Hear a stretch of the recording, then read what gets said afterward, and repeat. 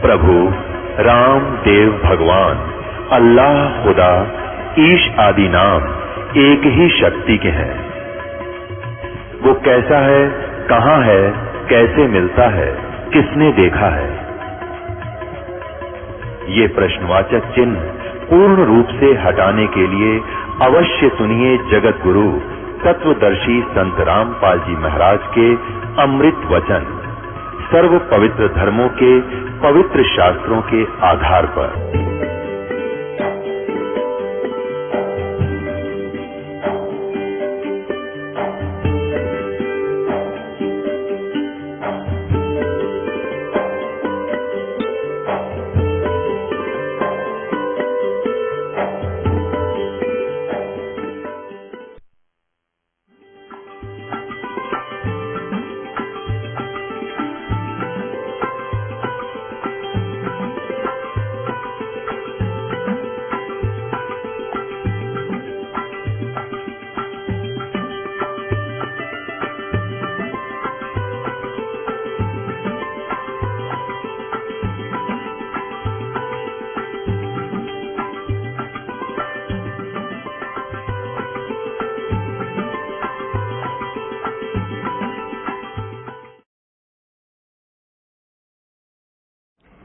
सतगुरुदेव की जय।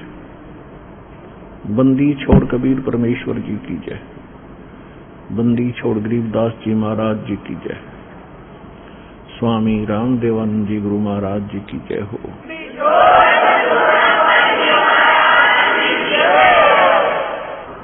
गरीब नमो नमो सतपुरुष को नमस्कार गुरु की नहीं।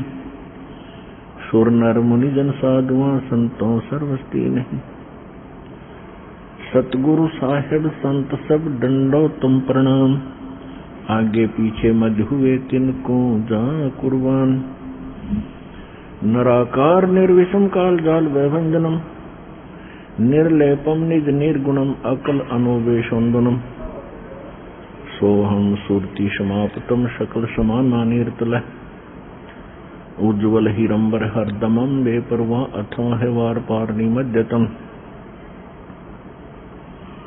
गरीब जो सुमरे सिद्ध होई। गणनायक गलता ना करो अनुग्रह सोई। पारस पद परवाना। आदि गणेश मनाऊं गणनायक देवन देवा। चरण कमल लो लाऊं आदंत करूं सेवा। परम शक्ति संगीतम रिद्धि सिद्धि दाता सोई। अविगत गुण अतीतम सत्य पुरुष निर्मोही। जगदम्बा जगदीशम मंगल रूप मुरारी। तन मन अर्पों शीशम भक्ति मुक्ति भंडारी। सुर नर मुनि जन ध्यावे ब्रह्मा विष्णु महेशा। शेष शेष मुख गावे पूज्य आदि गणेशा। इंद्र कुबेर सरीखा वरुण धर्म राय धावे। समर्थ जीवन जी का मन इच्छा फल पावे। 33 कोटि अधारा ब्यावे शेष 88। उतर जल पारा कट है यम की फांसी। 33 कोटि अधारा ब्यावे शेष 88। उतरे जल पारा कट है यम की फांसी। कर जोरूं विनती करूं धरूं चरण पर शीश। गुरु जी राम देवानंद जी महाराज ने दियो नाम बख्शीश। कोटि कोटि सजदा करूं कोटि कोटि प्रणाम। चरण कमल में राखियो मैं बांधी जाम गुलाम। कुत्ता हूँ गुरुदेव का रामपाल दास का नाम। गले प्रेम की जेवड़ी झांखे चोवा जाऊं। तो करो तो बावड़ू दूर दूर करो तो जाऊं। जो रखो तो ही रहूं, जो देवो सो कहूं।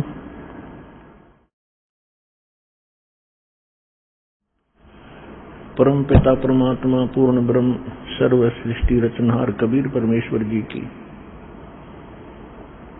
असीम कृपा से आप सभी पुण्यात्माएं परमात्मा की महिमा सुनने के लिए ये समय निकाल सके। जिन पुण्यकर्मी प्राणियों पर परमात्मा की विशेष रजा होती है, उन्हीं को इस काल के जाल से कुछ समय परमात्मा के नाम का और दान धर्म करने का, भक्ति करने का सुअवसर प्राप्त होता है। अन्यथा सभी प्राणी अपने उदर पूर्ति के लिए पूरा जीवन लगे रहते हैं और अंत में मनुष्य जीवन को नष्ट करके व्यर्थ करके 84 लाख प्रकार के प्राणियों के शरीरों में कष्ट उठाते हैं। और जो पुण्यात्माएं परमेश्वर कबीर जी के इस तत्व ज्ञान को ग्रहण करके इस सत भक्ति को प्राप्त करके सत साधना आजीवन करते रहेंगे, उनके ऊपर से ये पहाड़ जैसा कष्ट दूर हो जाएगा। आप उन शुभ कर्मी प्राणियों से, उन पुण्य कर्मी प्राणियों में से हैं जिन पर परमात्मा की विशेष रजा है, और जो इस मिशन से आगे जुड़ते चले जाएंगे वो भी पुण्यात्मा होंगी। दुर्भाग्य उन प्राणियों का इतना ज्ञान प्रत्यक्ष सुन और देख कर भी उनकी रुचि यहाँ आने की नहीं बन रही है। उनका कोई पाप कर्म ही आड़े अड़ा हुआ है। लेकिन ये सभी परमात्मा के बच्चे हैं, चाहे वो नकली संतों के पास भटक रहे हैं या अपनी स्वेच्छा से कोई परंपरागत साधनाएं कर रहे हैं। जिनकी भगवान में रुचि है वो बहुत अच्छी आत्माएं हैं, और साथ में उनके पाप भी साथी हैं जो उनको सत साधना पर नहीं लगने देते। तो परमेश्वर कबीर जी का एक वायदा है, एक प्रॉमिस है। इस कलयुग का बिचला समय चल रहा है, मिड टाइम है ये इस कलयुग का। कलयुग का नहीं है, लेकिन कलयुग में परमात्मा ने जो बिचली पीढ़ी का समय निर्धारित किया है उसका समय आ गया है सन 1997 से। और इसके बाद आप देख रहे हो परमात्मा की इस महिमा का कितना जोर शोर से प्रचार भी हो रहा है, और ऐसा अटपटा सा ज्ञान लगता था, आज पवित्र आत्माएं इसको स्वीकार भी कर रहे हैं। हमें पता है इस ज्ञान को जब सुनाना प्रारंभ किया था, सुनने वाले एक बार तो बहुत ढेर सारे आ जाते थे, गांव नगर जहां भी हम सत्संग करते थे। लेकिन जब हम ब्रह्मा विष्णु महेश की वास्तविकता और इन साधनाओं की जो हम कर रहे थे उनके विपरीत सच साधना का जब परिचय देते थे, हमें महसूस होता था कि ये इनको ऐसा लग रहा है जैसे कुनीन खा रहे हों। उस दिन तो जैसे तैसे शर्म के मारे बैठे रहते या कुछ उठकर भी चले जाते थे।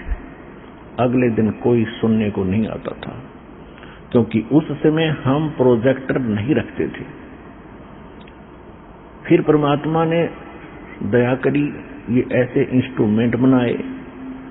फिर इस प्रोजेक्टर का सहारा लेकर हाथों हाथ सच्चाई समाज को देना प्रारंभ किया। फिर ये सीडी डीवीडी का ऐसा व्यवस्था की परमात्मा ने सस्ते में, इनको बना करके समाज तक पहुंचाया। इसको रह रहकर सुना, प्रमाण मिलाए देखे, तब जाकर के ये सत्य ज्ञान आपके हृदय में समा गया, अब हजम हो गया आपके। और ये मूल ज्ञान था, इसकी आत्मा को असंख्य जन्मों से चाह थी, आवश्यकता थी, यही नहीं मिल रहा था हमारे को। ये तो सतगुरु आए दया करी ऐसे दीन दयाल, और बंदी छोड़ वृत्तास का वो जठ रजनी प्रतिपाल। स्वयं परमेश्वर आते हैं सतगुरु का अभिनय करने के लिए, लेकिन हम अपने अज्ञान, अनुभव और सुने हुए उस लोकवेद के आधार से परमात्मा की परिभाषा ही अलग बना बैठे थे कि परमात्मा निराकार है, वो कभी साकार में दृष्टि गोचर नहीं है, केवल उसका प्रकाश देख सकते हैं। और श्री राम श्री कृष्ण जी को उसी निराकार परमात्मा का ही अवतार हम मानते रहे, लेकिन फिर भी हम परमात्मा को इनसे भी भिन्न मानते थे, क्योंकि ये दास श्री विष्णु जी का पुजारी था, इष्ट रूप में उनको मानता था, और शंकर भगवान और अन्य देवता तो हमारे साधले थे ही। लेकिन फिर भी कोई ऐसी बात आती थी तो हम पुकारा करते थे कि हे सच्चे भगवान, हे सच्चे मालिक। अब हमें याद आता है कि आत्मा को आभास था कि इनसे हटकर है कोई और परमात्मा, जो सच्चा मालिक है, वास्तव में भगवान है, जो सत्य साहिब है। तो आज वो निर्णय हो चुका है कि इनसे ऊपर और परमात्मा है, और वही पूजा के योग्य है, वही पाप नाशक है, वही हम सबका पालक और जनक है। हम उसको भूलकर उसकी साधना पूजा ना करके हम ऐसे भगवानों की पूजा करते रहे जो हमें ना हानि कर सकते थे, ना कोई लाभ दे सकते थे। वो हमारा किया कर्म ही हमें प्रदान कर सकते थे। इसके विषय में गरीबदास साहिब जी ने अपने सूक्ष्म वेद में जो परमात्मा से प्राप्त हुआ था उसमें कहा है कि तुम कौन राम का जपते जापम, अर्थात कटे ना तुमरे तीनों तापम। तुम जो साधना जिन भगवानों की कर रहे हो वो तीन ताप का नाश आपका नहीं कर सकते, और आप अधिकतर इस तीन ताप से ही यहां दुखी हैं। और बात रही प्रारब्ध की, प्रारब्ध का जो कर्म किस्मत में लिखा हुआ, जो हमारे पुण्य और पाप होते हैं, उनके जोड़ को, उनके संयोग से जो बना हुआ एक जीवन मनुष्य का है, उसको प्रारब्ध कर्म कहते हैं। प्रारब्ध कर्मों में पुण्य और पाप हमारे ही संचित कर्मों में से एवरेज रेशो से निकालकर दोनों मिक्स करके बनाए जाते हैं। इसको एक जीवन मनुष्य का कहते हैं, और उस जीवन में लिखे हुए जितने भी पुण्य पापों का जो भोग है उसको प्रारब्ध कहते हैं। तो जब तक हम परमेश्वर कबीर जी की शरण में नहीं आते हैं, उनके बताए अनुसार सत्य साधना नहीं करते हैं और मर्यादा पालन नहीं करते हैं, तब तक हम न तो मोक्ष प्राप्त कर सकते हैं और न ही हम इन तीन तापों से ही बच सकते हैं, और न ही हमारे प्रारब्ध के अंदर लिखे हुए जो पाप कर्म हैं उनसे होने वाले दुख कष्ट संकट से हम नहीं बच सकते। तो आपके ऊपर कितना रहम हुआ है दाता का कि आपको वो परमात्मा मिल गए हैं, आपको वो मूल ज्ञान प्राप्त हो गया है, आपको वो मूल मंत्र भी प्राप्त हो रहे हैं जो परमात्मा ने आज तक छुपा कर रखे थे।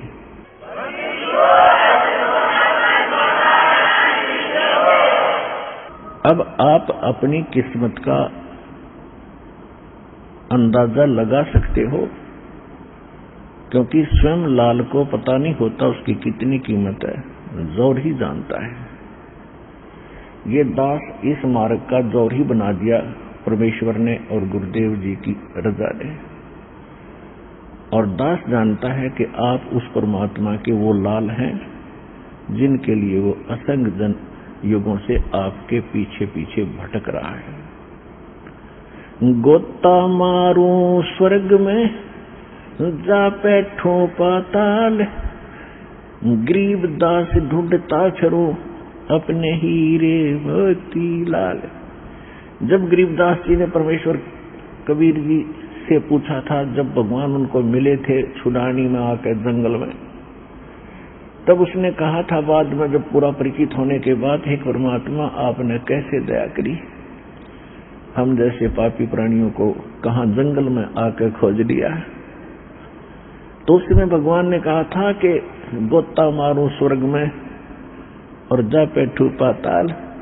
हे गरीबदास मैं ढूंढता फिरूं अपने हीरे मोतीलाल। तो आप उन हीरे मोतीलालों में से हो जिनके लिए परमात्मा बहुत समय से आपके पीछे पड़े हुए हैं। परमेश्वर ने सूक्ष्म वेद में कहा है कि या जग में कंकर बहुत हैं, लाल कहीं कहीं ठोर, कि इस संसार में काल ने भक्तिहीन प्राणी बना दिए, गलत साधना करवा के वो तो पत्थर बन गए, वो तो हमारी सुनते ही नहीं। और लाल कहीं कहीं हैं जो मेरी बात पर गौर करते हैं और मेरे निकट आते हैं, मेरी बातों को सुनकर कुछ कल्याण का मार्ग प्राप्त करते हैं। ऐसे बहुत कम है, कहीं कहीं है। फिर परमात्मा ने बाद में कहा है कि सटदल दोनों दीन का, दिल में दोष न धार, हमरा तो कोई एक है यू काल का सब संसार। हमारा तो कोई एकाध ही भक्त है, बाकी सब काल के ही जाल में, उसी की साधना में, उसी के ज्ञान में, उसी से जो प्राप्त प्रारब्ध का जो संस्कार है उसी को पा करिए उसी के जाल में फंसे हुए हैं। फिर परमात्मा ने कहा था, जो जन मेरी शरण है ताका हूं मैं दास, और गेल गेल लाग्या फिरूं जब तक धरती आकाश। आप आज के नहीं भगवान के साथ, आपके साथ परमात्मा अभी नहीं लगे हैं, ना जाने कितने जन्मों से आपके पीछे लगे हुए, लेकिन आप इतने नादान अनजान हो कि भगवान को पहचान नहीं पाते हो। और कभी किसी युग में आप कलयुग के अंदर परमात्मा की शरण में आए थे, जो अब समय चल रहा है, क्योंकि इस समय में अनगिन प्राणियों को परमात्मा ये मार्ग दर्शन करेंगे, यथार्थ भक्ति बताएंगे। और ये ऐसा गजब का मंत्र और साधना है, इसको कुछ ही समय करने पर आपके ढेर सारे पुण्य बन जाते हैं। बहुत ज्यादा पुण्य इन मंत्रों से बनते हैं, क्योंकि ये रियल मंत्र है, ओरिजिनल मंत्र है, वास्तविक मंत्र है। और इनकी भक्ति जो ढंग से विधिवत करते रहे वो तो पार होते चले जाएंगे। अब वो समय आ गया है कि बहुत ज्यादा संख्या में परमात्मा पार करेंगे। इसलिए तो छुपा हुआ धन अभी उजागर किया सन 1997 से परमात्मा ने, जब कलयुग 5505 पूरा हो चुका था।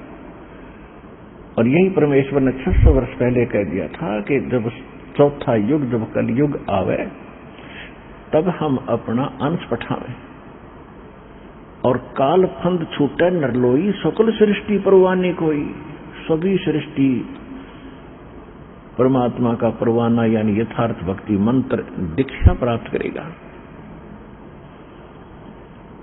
और कलयुग बीते 5505 तब ये मेरा वचन होगा साचा।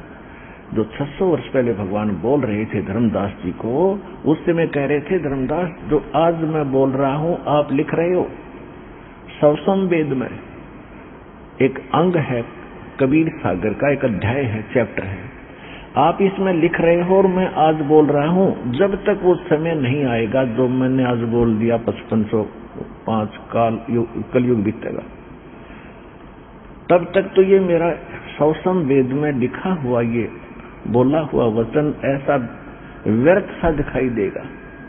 क्योंकि परमात्मा के जाने के बाद ये नकली कबीरपंथी ना जाने कितने पनप गए, और इनको क्या का पता नहीं भगवान के बारे में। तो इसलिए परमात्मा कह रहे थे कि तब तक तो ऐसा लगेगा कि कबीर जी की भक्ति सारा संसार करेगा और कबीर जी भगवान है। कहते ये तब तक तो मेरी बात निराधार नजर आएगी जब 1997 यानी 5505 कलयुग नहीं बीतेगा। कलयुग बीते 5505 तब मेरे वचन होगा सच्चा।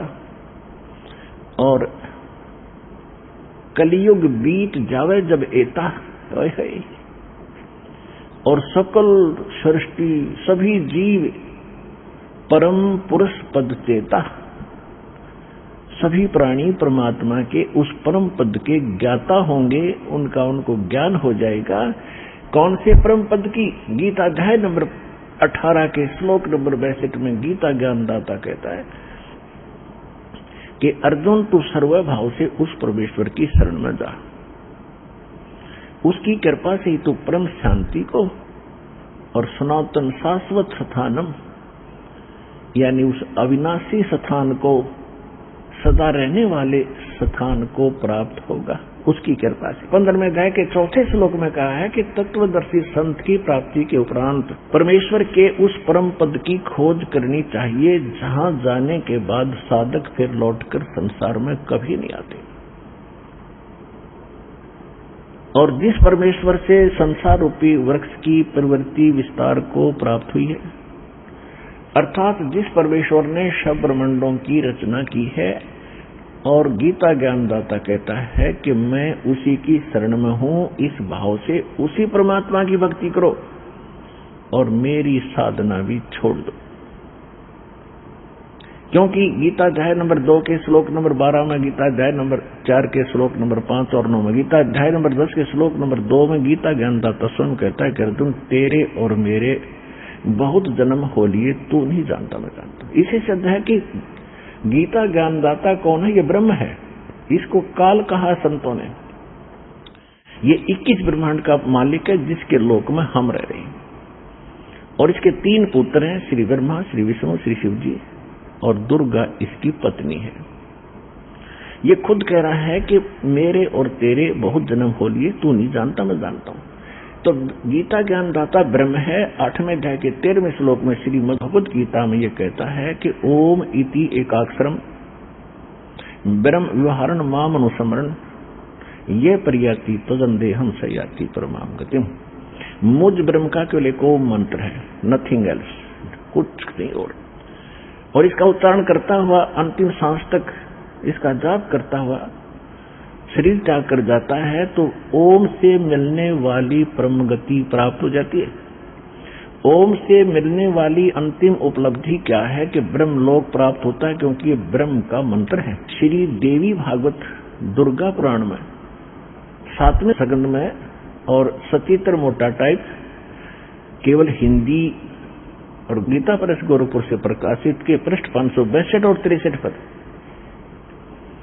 दुर्गा जी हिमालय को उपदेश दे रही है और ब्रह्म की जानकारी बताते हुए कह रही है कि राजन, ब्रह्म की पूजा करो और सब पूजा छोड़ दो। उसका ओम नाम है, इसके जाप से तुम उसको पा जाओगे और वो ब्रह्म लोक में ऊपर आकाश में दिव्य आकाश रूपी ब्रह्म लोक में रहता है। इससे ये सिद्ध हो गया कि ओम नाम ब्रह्म का है, ब्रह्म की साधना से ब्रह्मलोक प्राप्ति होती है। गीता अध्याय नंबर 8 के श्लोक 16 में स्पष्ट किया है कि ब्रह्मलोक में गए हुए प्राणी भी फिर पुनर्जन्म में आते हैं, अर्थात ब्रह्मलोक भी वो स्थान नहीं है जहां जाने के बाद फिर लौटकर साधक कभी संसार में नहीं आते। तो वो परम पद गीता अध्याय नंबर 15 के श्लोक नंबर 4 में स्पष्ट किया है कि तत्वदर्शी संत की प्राप्ति के उपरांत उस तत्व ज्ञान रूपी शस्त्र से इस अज्ञान रूपी गुत्थी को काट के उसके पश्चात परमेश्वर के उस परम पद की खोज करनी चाहिए, जहां जाने के बाद साधक फिर कभी लौटकर संसार में नहीं आते। और वो परमात्मा वो है जिसने सब ब्रह्मांडों की रचना की है, सबका जनक है, सबका उत्पत्ति करता है, कि उसकी भक्ति करो। अपनी भक्ति को भी वहां नकारा कर रहा है गीता ज्ञानदाता। तो इस प्रकार इससे सिद्ध हुआ कि परमेश्वर ने जब 600 वर्ष पहले कहा था कि कलयुग बीते 5500 पाचा, तब ये मेरा वचन होगा साचा। कलयुग बीत जावे जब एता, और सकल प्राणी सभी जीव परम पुरुष पद चेता। आज तक हमने पता ही नहीं था कौन सतलोक है, कौन भगवान है। हम तो स्वर्ग और बस मृत्यु स्वर्ग गए, स्वर्गवासी हो गए, स्वर्गवास हो गया, चाहे कितना खोटे कर्मी आदमी मर जाता नहीं होगा, स्वर्गवास हो गया उसका। ये स्वर्ग भी इतना सस्ता नहीं था जितना हमने मान रखा था, पर यह स्वर्ग भी अच्छी चीज नहीं है।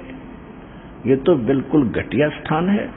हमारी पूंजी का नाश करने का एक सुनियोजित षड्यंत्र काल का रचा हुआ है। इसको तो हमने झांकना भी नहीं है, इधर देखना भी नहीं है, सपने में भी नहीं सोचना है, जिसको ये ज्ञान हो जाएगा। और फिर कहते हैं जहां आशा तहां बासा हुई। इस ज्ञान के आधार से, पहले वाले ज्ञान के आधार से हमारा टारगेट सिर्फ स्वर्ग प्राप्ति का था। तो जैसे थोड़े बहुत पुण्य होते थे, जहां आशा तहां बासा हुई, हम वहां पहुंच जाते थे। वहां की व्यवस्था है कि पुण्य समाप्त हुए, फिर जैसे यहाँ पृथ्वी से उठाकर फेंक देते हैं, मृत्यु हो जाती है, वहां देवताओं की मृत्यु होती है। और शरीर छोड़कर वो आत्मा किसी और गधे कुत्ते की प्राणियों में चले जाते हैं। तो जब हमें ज्ञान होगा तो हम सतलोक में ही आशा बनाएंगे और सत भक्ति करेंगे आजीवन, तो अपने आप वहां ऑटोमेटिकली चले जाएंगे। जहां आशा तहां बासा हुई और मन कर्म वचन सुमरियो सोई। तो इस ज्ञान के आधार से, इस ज्ञान को आपको इसलिए दिया जाता है कि आपका हृदय यहां से हटे। ये नकली है बिल्कुल, और बिल्कुल धोखा है। 1 सेकंड का भरोसा नहीं जीव का, कब मृत्यु हो जाए। और पता नहीं कितना ठेका लिए बैठा ही अनजानपने में, जो काम करना था वो त्याग दिए, बाकी बकवादों में लग गया। कोठी बनाऊंगा, बंगला बनाऊंगा, सेठ बन जाऊंगा, सारा कुछ भी हो गया। फिर क्या बनेगा? मृत्यु हो जाएगी, फिर गधा बनेगा। या कभी मन में यात्री में गधा बन जाऊंगा। तो इसलिए ये ज्ञान परमात्मा ने दिया है, इसको हृदय में समाओ और इसके आधार से साधना करो और अपना मन यहां से हटाओ, तब मोक्ष होगा। अब जो प्रसंग चल रहा है, परमात्मा हमारे साथ असंख्य जन्मों से लगे हुए हैं, और जितने भी विश्व के प्राणी हैं, पहले हुए हैं, आगे मनुष्य जीवन प्राप्त करेंगे या अन्य जीव हैं, और चाहे ब्रह्मा विष्णु महेश दुर्गा और निरंजन है या कोई भी देवी देव हैं, ये सभी परमात्मा के बच्चे हैं। इब जैसे अपने ही समाज से कोई IAS बन गया है, कोई IPS बन गया है, कोई जज बन गया है, कोई डॉक्टर इंजीनियर बन गया, बच्चे तो आपके ही हैं वो। हाँ ठीक है, उनकी व्यवस्था, उनका रहन सहन, उनकी ड्यूटी कुछ भिन्न है। कोई मंत्री बन गया, प्रधानमंत्री बन गया, बच्चे तो आप ही के समाज के ही हैं। इसी प्रकार वो परमात्मा के सभी बच्चे हैं, चाहे ब्रह्मा विष्णु महेश के पद प्राप्त है, लेकिन वो सभी मूल उद्देश्य को भूले हुए हैं। और मूल उद्देश्य को याद दिलाने के लिए स्वयं परमात्मा ही आते हैं, क्योंकि उसके अतिरिक्त इस भक्ति का और सृष्टि का किसी को ज्ञान नहीं। बाकी सब अटकलबाजी लगाकर भ्रमित हो रहे हैं और कर रहे हैं। तो उस शंका को और समस्या का समाधान करने के लिए या तो स्वयं परमात्मा आते हैं, वो 600 वर्ष पहले आए थे, और फिर उन्होंने ये भी कहा था कि बर्मा पंथ जो गरीबदास जी का होगा उसमें मैं खुद आऊंगा, स्वयं आऊंगा। और सभी जितने भी काल ने विभाजित कर दिए समाज को, भिन्न भिन्न पंथ बना के, भिन्न भिन्न समाज बना के, धर्म बना के, ऐसा ज्ञान दूंगा कि इस ज्ञान के आधार से ये अपने आप महसूस करेंगे कि हम भिन्न भिन्न नहीं हैं। तो उस समय ऐसे ज्ञान को समझकर वो स्वतः ही बगैर डटे, बगैर रोके, किसी की रुकावट नहीं मानेंगे, और मेरे द्वारा चलाए गए उस यथार्थ कबीर पंथ, यथार्थ कबीर पंथ में वो आकर दीक्षित होंगे और पूरे विश्व का कल्याण होगा, जो इस मंत्रों को ले लेंगे।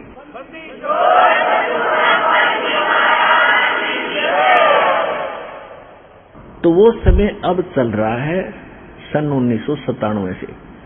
उस दिन परमात्मा इस दास को मिले थे और संकेत कर गए थे कि जिसके लिए हमने ये बैन लगा रखा था, आज बैन उठा दिया है। अब तीनों मंत्र बेशक से दिल खोल कर प्रदान कर दे, अब मैं आप देख लूंगा। तो वो समय आएगा, आपके समक्ष है। इन मंत्रों का ना कबीर पंथियों को ज्ञान, ना गरीबदास पंथियों को ज्ञान, और ना ही मूल मंत्रों का जो हमारे वेदों और गीता क्या बताती है उस पर सच साधना का, ना हमारे हिंदू धर्म के गुरुओं को ज्ञान। तो इस दास पर दया हुई है कि सभी मानवों को एक ही साधना करनी पड़ेगी मोक्ष प्राप्ति के लिए।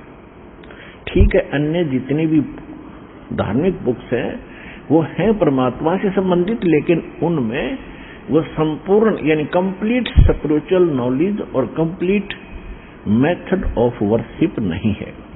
तो जब तक कंप्लीट नहीं मिलेगा तो अधूरा ही होता है। जैसे आप कहीं टेलीफोन मिलाते हो और एक नंबर कम हो जा, पता नहीं कहां मिलेगा, तो इनकम्प्लीट है वो। तो इसी प्रकार इनकम्प्लीट तो इनकम्प्लीट ही होता है, वो यूजलेस होता है। तो complete spiritual knowledge, complete method of worship यानी संपूर्ण जातम ज्ञान, संपूर्ण जातम भक्ति परमात्मा की वो सूक्ष्म वेद में थी और लिखी हुई थी, लेकिन ये समझ नहीं सके।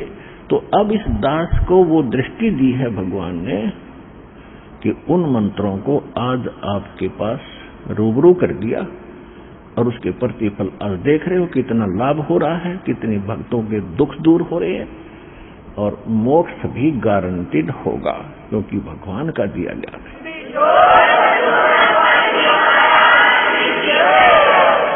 तो पुण्यात्माओं, परमात्मा हमें समझाया करते थे 600 वर्ष पहले जब भगवान स्वयं आए थे, और वही ज्ञान आज दास आपके समक्ष कर रहा है, रूबरू कर रहा है और अपने ही धर्म ग्रंथों से आपको दिखा रहा है। और आप मान रहे हो कि सचमुच जिन ग्रंथों को आज तक हम सर्वधार्य मानते रहे, इनमें जो लिखा सत्य है और हम उसके विपरीत सुन और कर रहे थे, तो आंखों देखकर बुद्धिमान को मानना पड़ेगा। आंखों देखकर कौन नहीं मानेंगे? जिनका कोई स्वार्थ निहित है। कौन? जो किसी गुरु पद पर प्राप्त है या कोई महंत बने हैं या कोई उन बुकों को, उनके अनुभव की पुस्तक जो गलत ज्ञान से युक्त है, उनको बेच बेच कर रोजी रोटी चला रहे हैं। और विशेषकर इन्हीं लोगों का होल्ड भक्तों के ऊपर रहा है। भोले भाले श्रद्धालु तो अपने गुरु और उनसे संबंधित मुख्य व्यक्तियों की सारी बातों को सत्य मानते रहे, और जिस कारण से वो जो कुछ कह देते थे तो किसी की फिर सुनते ही नहीं श्रद्धालु। और यही बिजली गिरी रही कि परमात्मा 600 वर्ष पहले आए थे और वो समझाया करते थे कि ना तो हिंदू ठीक से साधना करे और ना मुसलमान ठीक से साधना करे। और जिस बात का विरोध इन नकली मुल्ला काजी और पंडित गुरुओं ने परमेश्वर का कराया था, इतना विरोध कर दिया था कि उसके नाम से भी नफरत पैदा कर दी थी। कबीर झूठ बोलता है, हिंदू कहते थे ये हमारे हिंदू धर्म के विरुद्ध बोलता है, हमारे देवी देवताओं का ये अपमान करता है, इसकी बात भी ना सुनना तुम्हें पाप लगेगा। उधर से मुल्ला और काजी पीर कहते थे कि ये मुसलमान धर्म का अपमान करता है और ये अपने आप को श्रेष्ठ मानता है, अपने आप को अल्लाह बताता है। तो इसकी बात पर कोई भी विश्वास मत करना। और साथ भी उनके साथ यातनाएं भी बहुत दी गई थी भगवान को, लेकिन वो तो परमात्मा है, उनको यातनाओं का कोई फर्क नहीं पड़ता। क्योंकि जैसे बच्चे होते हैं छोटे छोटे और कोई गलती करते हैं, पिता उनको मना कर देता है। कई बच्चे ऐसे शरारती होते हैं कि पिता उनसे कोई वस्तु छीन लेता है कि तुझे हानि कर देगी, तो पिता को ही थप्पड़ मारने लग जाते हैं। तो पिता उसका बुरा नहीं मानता, बल्कि उसको उठाकर सीने से और लगा लेता है, उस कंधे पर बैठा लेता है। तो इसी प्रकार ये काजी और मुल्ला, हिंदू और ब्राह्मण, पंडित, ये सभी उसी के बच्चे थे और हम उसके पीछे लगा दिए। तो हम जितनी भी यातना उनको दे रहे थे वो समर्थ थे, उनको दर्द नहीं हो रहा था क्योंकि वो हम उसके बच्चे हैं। उनको महसूस भी नहीं हो रहा था, वो हानि भी नहीं पहुंचा सके हमारे को किसी को, क्योंकि अपने बच्चे को कौन मार सकता है? महानीच व्यक्ति, चाहे कितना नालायक हो। तो उसने, परमात्मा ने किसी को भी हानि नहीं पहुंचाई, हालांकि इतने कहर तो ले जाता है, क्योंकि उसको पता था कि हम उसके बच्चे हैं और हम बर्मिक थे। हम सोच रहे थे ये कोई ऐसे गैर व्यक्ति है, और वो हमारा आज भी है, पहले भी था और आगे भी रहेगा। उसको पहचानना पड़ेगा। वो परमात्मा क्या कहा करते थे? नहीं है दारमदारा वहां तो नहीं है दारमदारा। उस परमात्मा के जहां तुम्हारा न्याय होगा, तुम्हारे कर्मों का अकाउंट होगा, वहां पर तुम्हारी इन दंत कथाओं की नहीं चलेगी।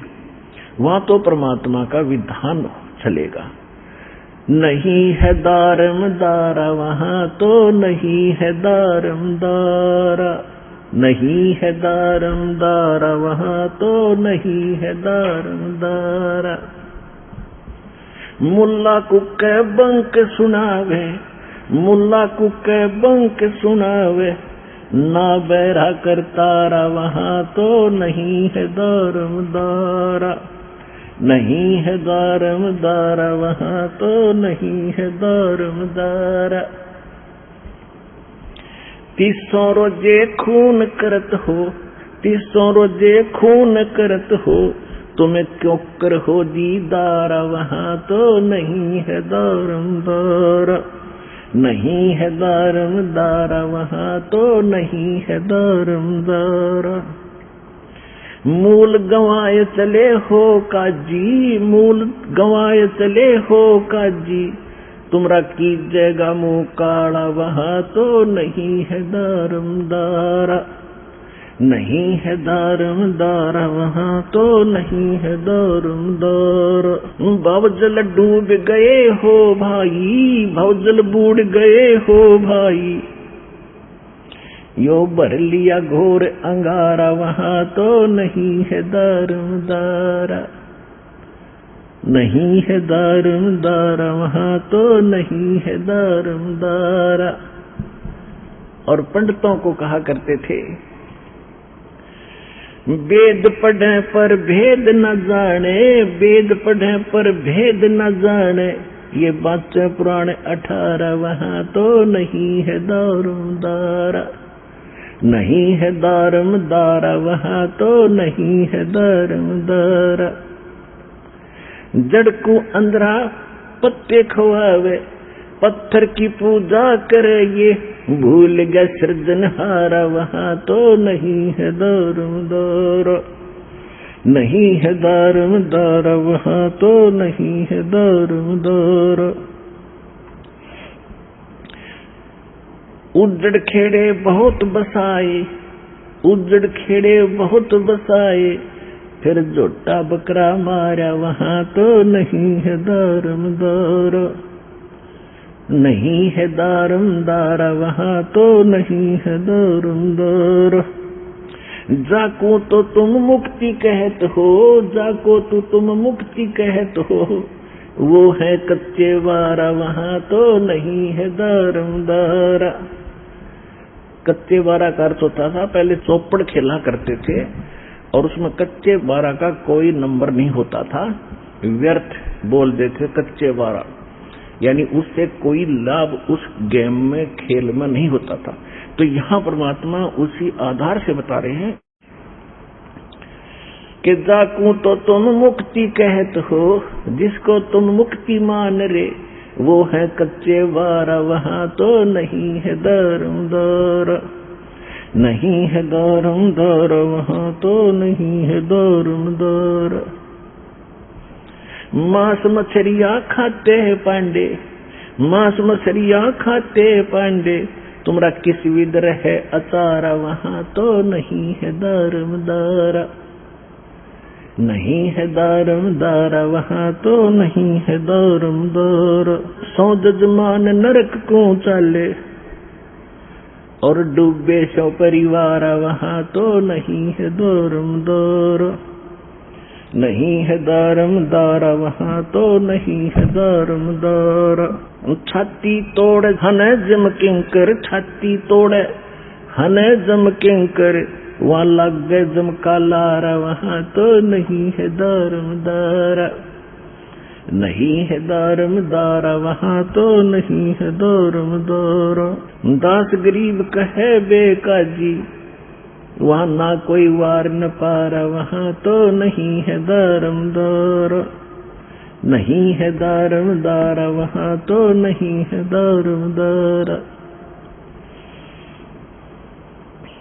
अब क्या बताया है आदरणीय गरीबदास साहिब जी ने, परमात्मा से परिचित होकर के उनसे प्राप्त सूक्ष्म वेद के आधार से उन्हीं चीजों की तो महिमा की वाणी उन्होंने उच्चारण की है, क्योंकि परमेश्वर ने 600 वर्ष पहले कहा था कि धर्मदास 12वां पंथ का प्रवर्तक जो गरीबदास होगा उससे मेरी वाणी प्रकट होगी, मेरी महिमा की वाणी पुनः प्रकट होगी, क्योंकि बीच में नकली काल के दूत घुसेंगे, वो यथार्थता को मिटाने की कुचेष्टा करेंगे, जिस कारण से उसकी पूर्ति के लिए वो गरीबदास मेरा बच्चा जाएगा और उसको मैं मिलूंगा, उसके द्वारा फिर अपने महिमा की वाणी फिर से प्रकट कराऊंगा। और ये आज आपके सामने है।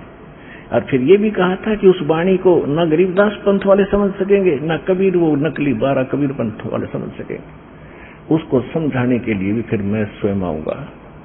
परमात्मा ने आए तो ये दास भेज दिया, अपने पूरे ज्ञान से परिचित कराया। अब परमात्मा ये दोनों धर्मों को समझाया करते थे, उनसे कहा करते थे कि तुम पाप ना करो। मुसलमानों को कह रहे हैं कि तुम मुल्ला कुक का बंक सुनावे, बंक, और ना बैरहा करता रहा। परमात्मा कोई बैरहा नहीं है कि तुम ऊपर मस्जिद की ऊंची अटारी पर चढ़कर और वहां आवाज लगाते हो। आवाज तो हृदय से लगाओ, कसक के साथ लगाओ, और चाहे थोड़ा बोलो चाहे जोर से लगाओ, भगवान सारी सुनता है। चिट्टी पायल बाजे पैर, साहेब सुनता है सब लहर। यदि चिट्टी की पायल बना दी जा कीड़ी की पैर की, आपको एक उदाहरण के लिए भगवान की महिमा बता रहे हैं गरीबदास जी। यदि चिट्टी की भी कोई पायल बन जाए, यानी कोई घुंघरू बांध दिया जा, यदि उसका भी नॉइस हो जा, शोर हो जा, आवाज हो जा, उसको भी भगवान सुनता है। कहने का भाव यह है कि पहले चिट्टी का खुड़काना और उसके पैर का पायल कैसी बनेगी। कहने का भाव यह है कि उसका तो शोर हो ही नहीं सकता, उसको भी भगवान सुन लेता है। यानी ऐसी सूक्ष्म आपकी भावनाओं को भी मालिक सुन लेता है, जो मन में सोच भी करते हो। फिर क्या कहते हैं, जैसे क्या करते थे मुसलमान भाइयों में जो प्रचलित अज्ञान परंपरा है पाप बढ़ाने की, उसमें क्या है कि एक कुर्बानी देते हैं, वो अपना संकल्प करते हैं कोई मनोकामना पूर्णा के लिए कि मैं बकरे कुर्बान करूंगा, इतने बकरे कुर्बान करूंगा, या इतनी कोई गाय करूंगा। तो कैसे करते हैं, उसकी गर्दन पकड़ के धीरे धीरे काटते, हलाल करते हैं। वो कहते हैं हम तो कोई पाप नहीं करते। मुसलमान काजी भाई कहते हैं कि हम बकरे को जब हलाल करते हैं हम पाप नहीं करते, हम तो प्यार से गर्दन काटते हैं और कलमा पढ़ते रहते हैं, यानी मंत्र, कलमा माने मंत्र, और जिसके कारण उस बकरे की आत्मा तो स्वर्ग चली जाती है, उसको ये बेनिफिट होता है, और हम तो बाद में वो प्रसाद बन जाता है कलमा पढ़ने से, और प्रसाद खाते और उधर से पुकार करते हैं कि हे परमात्मा, हे अल्लाह, इस बकरे की रूह को, इस बकरे की आत्मा को भिष्ट में यानी स्वर्ग में, जन्नत में स्थान देना। कबीर साहब कहा करते कि भगवान तुम्हारे बाप का नौकर है, तुम्हारी आज्ञा का पालन करेगा। हाँ, तुम कह दिया वही हो जाएगा।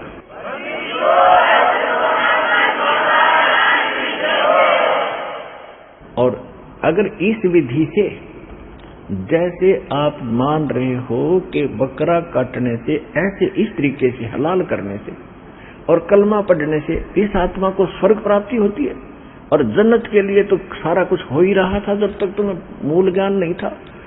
तो ऐसी अगर तुम्हें दृढ़ विश्वास है इस बात पर, जो साधना तुम कर रहे हो और जन्नत के लिए सारे पांव पीट रही हैं, सब प्रयत्न हो रही है, तुम अपने परिवार के किसी सदस्य को इस विधि से जन्नत भेज के दिखा दो। उसको करो हलाल और बोलो कलमा और अर्ज लगाओ भगवान से कि इसी आत्मा को स्वर्ग में स्थान देना।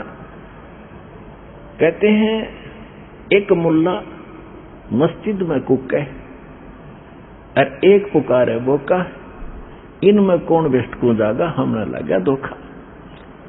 एक तो बकरा अपनी जान को रो रहा है, उसकी गर्दन काटी जा रही है, मैं मार रहा है मैं। और एक मुल्ला ऊपर मस्जिद में आवाज लगा रहा है। कहते एक मुल्ला मस्जिद में कुक है, एक पुकार है बोका, अपनी जान न रो रहा, वो भी मैं मार रहा है।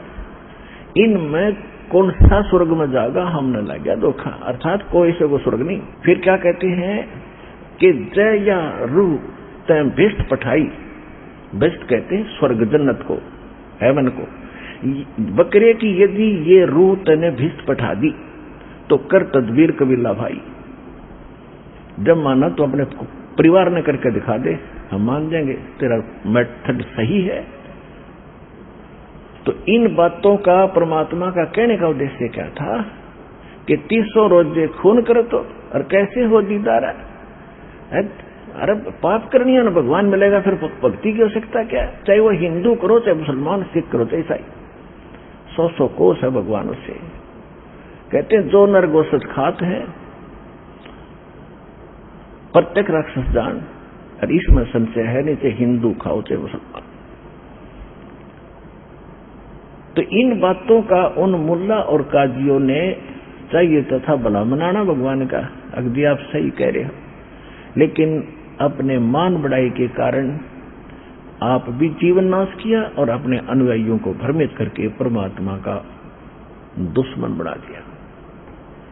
इसी प्रकार हिंदुओं को कह रहे थे भगवान कि वेद पढ़ो पर भेद ना जानो, और बच्चे प्राण उठा रहा, और पत्थर की पूजा कर रहे हो तो भूल गए सिरजनहारा।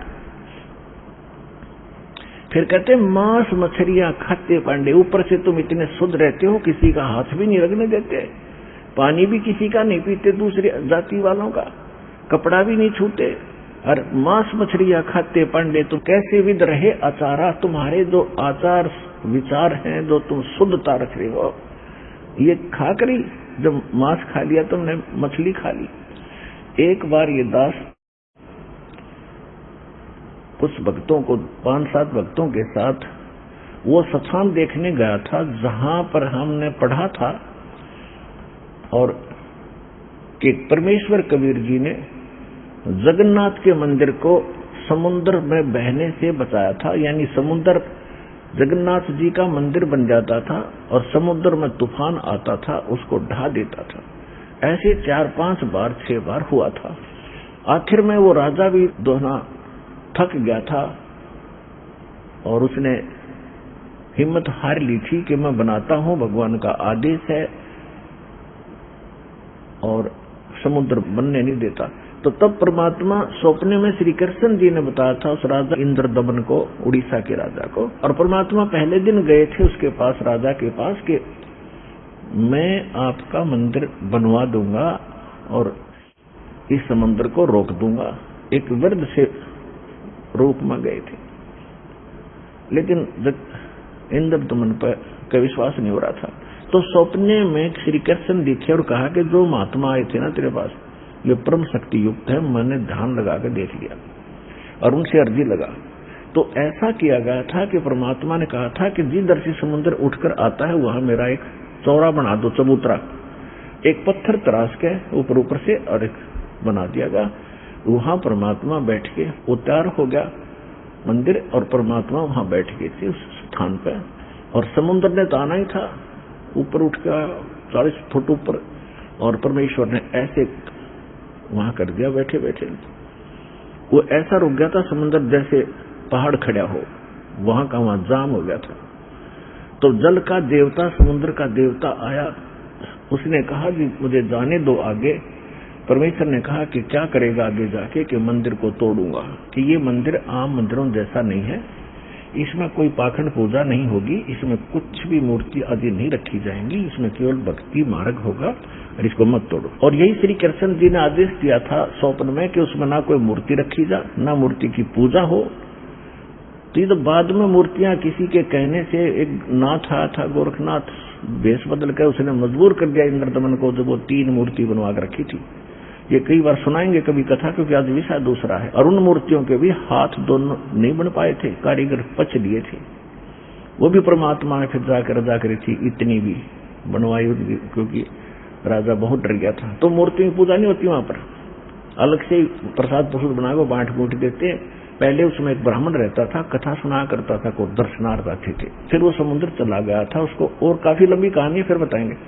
तो वो स्थान आज भी कबीर पंथियों के द्वारा सुरक्षित है कि जगन्नाथ के मंदिर को परमात्मा ने बचाया था। इस कंडीशन से बचाया था कि इसमें कोई छुआछात नहीं करेगा और कोई मूर्ति पूजा नहीं होगी। अपनी सामर्थ्य दिखाने के लिए। और एक पिछला भी प्रोमिस था इस काल के साथ भगवान का। ये लंबी कहानियां हैं, आने वाले समय में पूरी कथा सुनाया करेंगे, क्योंकि अभी तक तो दास उस दलदल से उभरा है कि आपको रह रहकर प्रमाण दिखाता था, देखो Kabir is God, Kabir is God, ये लिखा इस शास्त्र में लिखा। अब दास आपको एक ऐसी कथा सुनाया करेगा, आपकी आंखों से आंसू बहा करेंगे इतना। क्योंकि अभी तक तो मैं सुनाता ये कथा थर आपके जचड़िए नहीं थी कि कबीर जी ने ऐसा कर दिया। नहीं, मन चकने नहीं देता। तो पहले मन के मैल को साफ किया है, ये प्रमाण दे गए, और फिर इतने दुख दूर कर दिए। भगवान जो क्या करता है, ये कबीर इज गॉड, इधर से देख लो चाहे उधर से, God is God, Kabir is God.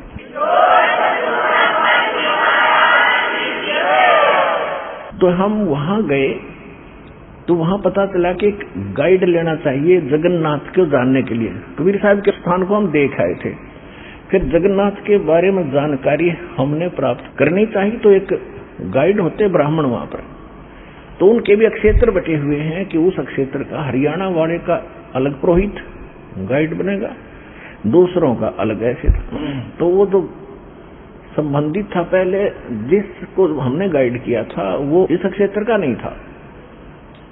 तो दूसरे को पता चला तो उसके साथ झगड़ रहा था कि तू कैसे इनको लिए फिर रहा है, तो मेरे क्षेत्र में आते हैं। पहले तो उनका झगड़ा हुआ जैसे पहाड़ी लड़ा करें।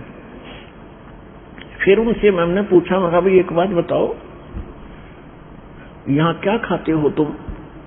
तो वो पंडे बताते हैं कि मछली खाते।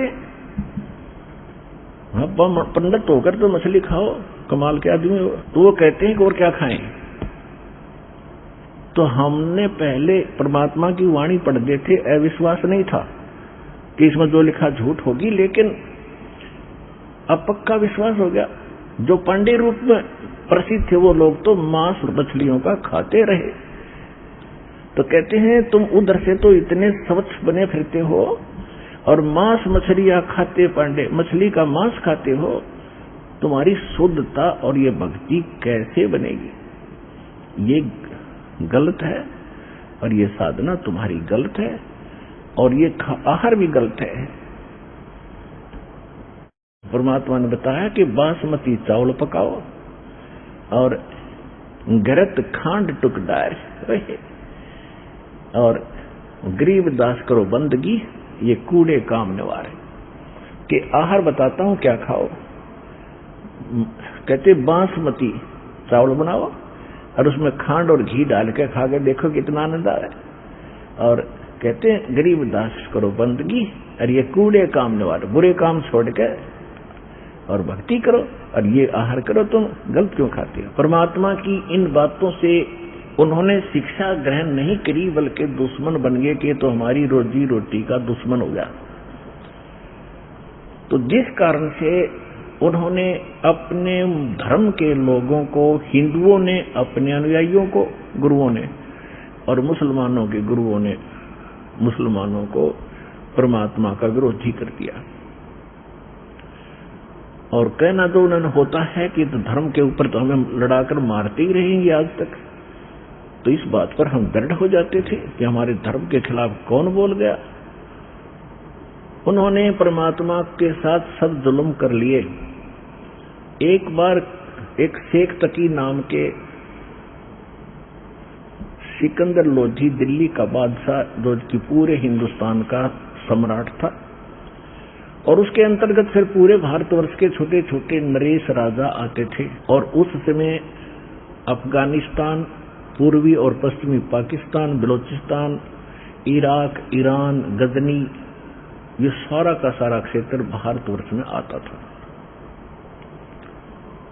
तो उनका इस पूरे राष्ट्र का राजा जो थे, बादशाह थे, वो सिकंदर लोधी थे। और जब सिकंदर लोधी कभी काशी जाते थे, कि परमात्मा का लीला स्थल, लीला क्षेत्र काशी ज्यादा रहा है, तो सिकंदर लोधी जब कभी काशी में जाते थे, काशी शहर में, बनारस में, तो उस समय उनके साथ एक शेख तकी नाम के उनके धार्मिक गुरु थे, जो पूरे हिंदुस्तान के मुसलमानों के मुखिया थे।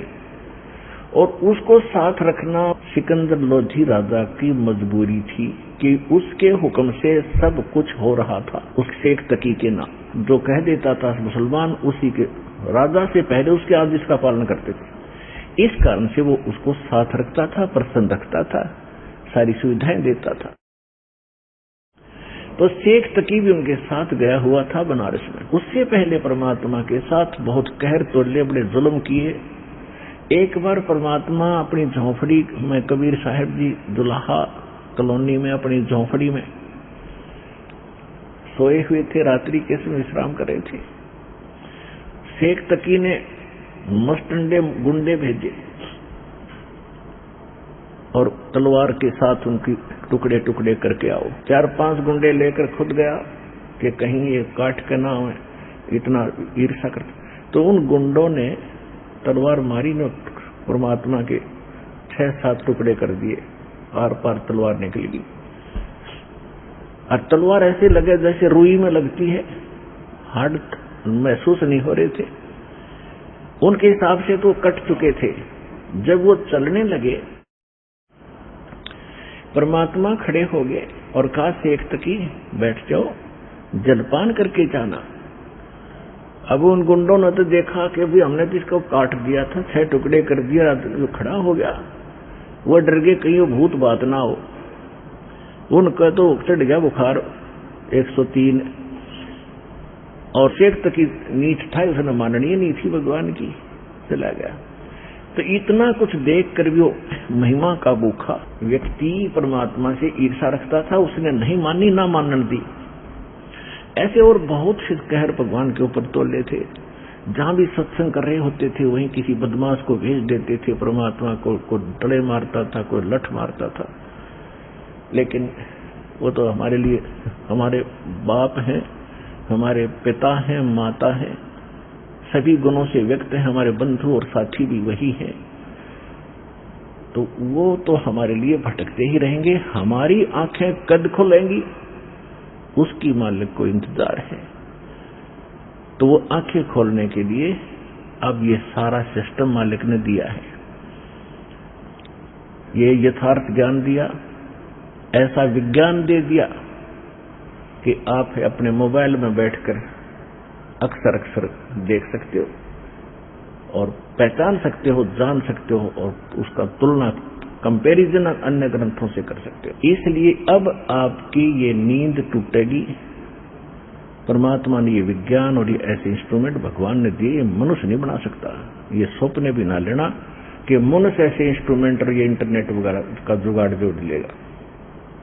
43,20,000 वर्ष हैं 4 युगों में, और 3 युग डालिए। सतयुग में तो 17 लाख और 20,000 कुछ वर्ष होते हैं। उसके बाद उससे आधे, उसके बाद उससे आधे, तो अब ये 4,32,000 बच रहे हैं। यानी 40 लाख तो जा चुके वर्ष। और आपको पता है हमारे पास कैसे इंस्ट्रूमेंट बने हुए थे।